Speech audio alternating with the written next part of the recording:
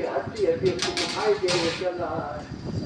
तो अपने साथी से पूछे कि रे इसको क्या हो गया है।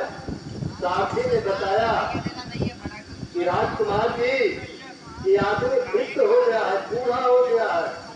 कहीं बूढ़ा हो गया था? हाँ। पहले कैसा था?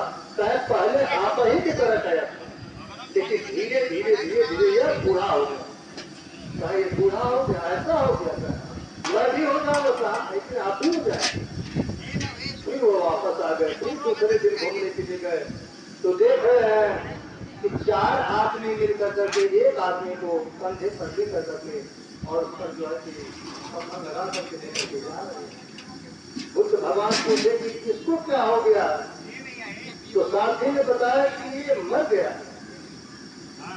कहे मर गया? कहा अब तो कहाँ लेके जा रहे हैं? तो कहा श्मशान घाट पे जाकर किसी जला देंगे।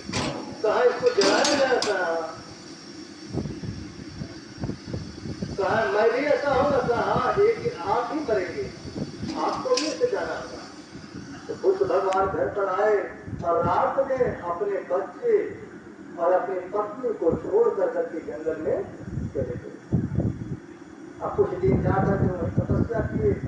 अब करने के बाद अब यहाँ पर राजा साहब बड़े चिंता पड़ गए, सब्जी भी और खेती भी। लेकिन चले जाने के बाद कुछ दिन के बाद वापस आए। पत्नी ने जो है पकड़ करके पड़ी हुई अब कही कि हमसे कौन सी भूल हुई थी, कौन सी गलती हुई थी कि आप हमको छोड़ करके चले गए। बुद्ध भगवान कहे कि जानना चाहती हो? तो बोली कि हाँ। उसके सर पर हाथ धरे, कहे कि अपने पिछले जन्म को देखो। उसने अपने पिछले जन्म को देखा। देखने के बाद बुद्ध जी बता रहे हैं कि देखो अगले जन्म में हम शेर थे और तुम जो है शेरनी थी और दोनों इसी जंगल में रहते थे।